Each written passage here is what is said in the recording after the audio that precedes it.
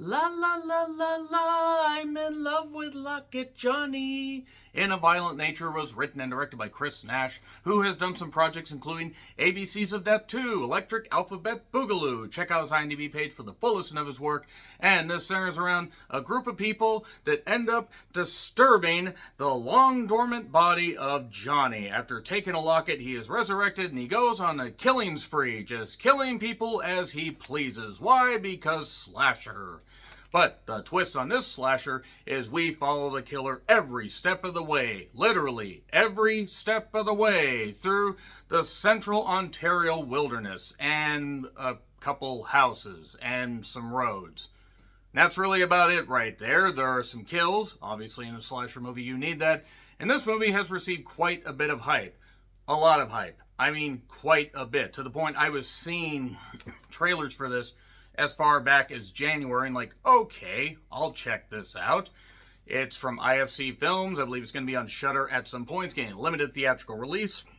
I was like, finally, I missed the early access screenings the previous day because I was working. So I sat down to watch this unique killer's perspective play out in feature length. And yeah, I'll say that much. It absolutely does show things from the killer's perspective. Like, it definitely does that. And outside of one particular little bit, like, you know, with some headphones and everything, no music. No music. So I will say that is at least a nice little bit of atmosphere. And the kills definitely, you know, have some gore to them. There is one particular kill I'll talk about in the spoiler section that I enjoyed. And that's about it, unfortunately. Now, there are some characters in this because you need other people for Johnny to kill. Otherwise, Johnny be good. Johnny Locket be good. The one that stands out is Chris Andrea Pavlovic, who is gorgeous. Good grief. Good grief, she's captivating. I need to check out more stuff that she's been in. And you have a few other people in this group, and they get killed in funny ways. At least it was funny to me. I don't think this movie is intended to be a comedy. It's supposed to be like a stripped-down slasher where it's gritty and violent and everything, hence In a Violent Nature. But I was laughing. I laughed even during the one kill that I thought was pretty goddamn unique. Now, I don't know if that was the intended reaction, but I've watched a lot of horror movies. I love me some horror movies. I would say 40 to 50% of my movie collection, DVD and Blu-ray, is horror and horror adjacent. I'm going to be perfectly honest though, guys, as much as I like the gimmick, as much as I like the effort that was put in, it was a concept that probably sounded better in the writing room or, you know, in their head than it did in execution. Because unfortunately, this movie ends up being pretty dull outside of that gimmick and outside of that one kill. People try. Yes, you get to see, you're like, oh, what would happen? Like, you know, we get to see Jason's basically Camp Crystal Lake just from Jason's perspective. I mean, but with a bit of a twist on the mask and everything, kind of making him look like a weird fire fighting bee. And yeah, it is what it is. The killer is played by Rye Barrett, who I do want to praise as having a bit of a hulking presence and just, you know, this single-minded killing. Why does he do this? We get little snippets of why this happened, and maybe, possibly, this has happened before, because people keep disturbing this, you know, these grounds that Johnny is laying dormant in, because people are really, really stupid in horror movies. Obviously, that's going to keep happening, because people are not very smart. And then the movie also kind of goes back on its own things like, oh, you can't do this, and then something happens that kind of negates that line from earlier. It is in theaters now if you want to check it out, or it'll be on Shudder at some point. Again, cool perspective, you know, as far as having the killer's perspective, and one unique kill and a couple of kills that were all right, and it wasn't very good overall. I'm going to get into spoilers right now, which won't take very long at all. 3, 2, 1, and spoilers now. Ha! There you go. In a Violent Nature spoilers taking place now. The cast does what they can. And yeah, you do get, you know, a little bit, you have these off-camera voices. It is also extremely Canadian, to the point I was expecting Dudley fucking Do-Right to come writing out, and I have nothing against Canadian people. There are great Canadian people there, and great Canadian productions. But good God, I was getting Final Sacrifice flashbacks, you know, from the minimalist nature of this, which is unfair because this had production values, unlike Final Sacrifice. If you know what I'm talking about, I'm sorry for reminding you. So yeah, Johnny unearths himself, goes through these. And he's been laying dormant for a while, and we find out how long a little bit later. And he, sees some animals that are trapped. There's this one guy that has that trapped this. He trapped this, trapped these animals, set these traps all around. This one ranger tries to warn him. He ends up getting killed. Johnny does happen to see a flashback in the mirror where he sees a locket because the locket got taken. Oh my God! It's like, what could this locket possibly mean? It was his mother and his father's locket. And then from there he kills the guy. After the guy runs into the woods, and this takes a while, and I don't mind the visceral nature of it, and I don't mind building up suspense, but this movie had none. This had no suspense. It's like, oh, and he's killing again, and he's killing again, and I don't care about any of these people. I don't even care about Johnny. I mean, I don't mind stripped down stuff, but it's like, I don't have a reason to really. It's kind of reminding me of how I felt about Immaculate. I'm like, what else you got? That it?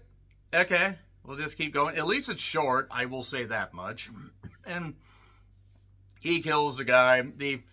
He ends up drowning one girl at one point, kind of giving you Jason Voorhees vibes. He does sever one guy's head in two, and then throws the half of his disembodied head in a ranger station and throws the body in something to basically take the firefighter mask, because it turns out, according to campfire stories, that he was bullied.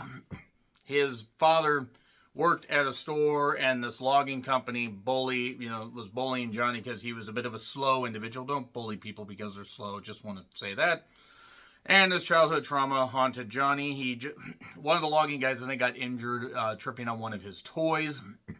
And then they lured him, with the promise of toys and everything on this fire tower. And then they just played a trick on him, and then he fell and broke his neck. And they tried to cover it up, and the father tried to fight him. He ended up dying, and then Johnny basically killed them, and then somehow got buried. We find out how he got buried. We actually don't find out how he got buried. He just did. He just did. And now he's back killing, severs a guy's head, does that, gets the mask on. We see him unmasked a little bit. Good makeup effects, I will say that. The only really unique kill is the blonde, I forget the actress's name. I think it's Aurora. Not Aurora Borealis at this time of year, at this time of day, in this part of the Canadian wilderness, localized entirely with this hook that he punches through her goddamn stomach, and then brings it around, puts it in her head, and then pulls her head through the stomach wound. So that's unique. I'll say that much. That is the peak of the movie. That's the peak of the movie right there. It gets down to Chris and Colt. I believe. These characters are very indistinct to the point that I didn't really give a shit. And two guys are staying at this house. I guess they're having this fight because they don't realize that two of the girls that were with them are dead, by the way. Two go off on this ATV. And one ends up getting axed in the leg. Another one shoots him. Then that one that shot him gets axed trying to run into the woods instead of into the cabin to maybe call for help or whatever. No, we can't do that. Johnny then ends up smashing the guy's head with a rock and it explodes like a goddamn Gallagher sketch. And then basically it's down to Chris Colt. No, not the wrestler that went absolutely insane. That would be a cool reference if that was something that Chris Nash intended to do. And if he did, good job. But they basically talk to this ranger. This ranger, and again, we're following the killer's perspective. We hear this ranger talking because they've had this run-in with Johnny. And wait, where'd you get that locket? Because she has the locket. Oh no, he's going to kill her. And oh no, you can't just give the locket back because then it's like, that won't work. He'll just keep coming at us. Oh, wait.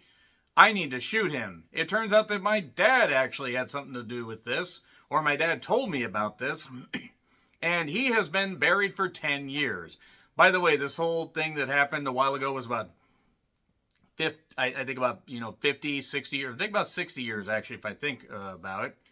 And then he just occasionally gets buried, in these hollow grounds of this fire tower where he died originally, and I guess that ground's a bit sacred because movie.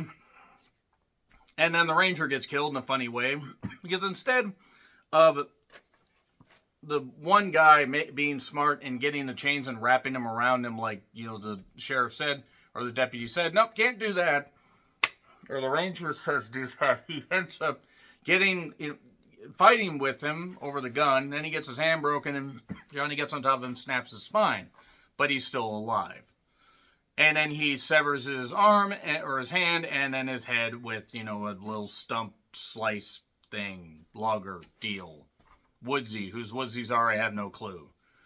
And then Colt and Chris have this idea, hey, we are going to, we're going to get him to fall into this trap. We have a gas can and we have this. And then the guy, for some reason, thinks that he can get right behind this killer that basically is indestructible. Hey, don't do this, and he gets axed in the head, and then he gets axed, nyang, nyang, nyang, nyang, nyang, nyang, nyang, nyang, nyang.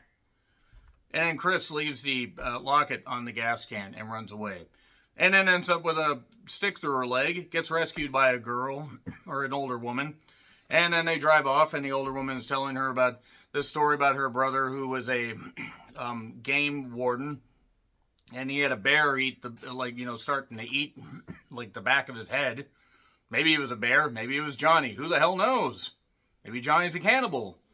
And this was a long, long scene to basically just pad this whole thing out.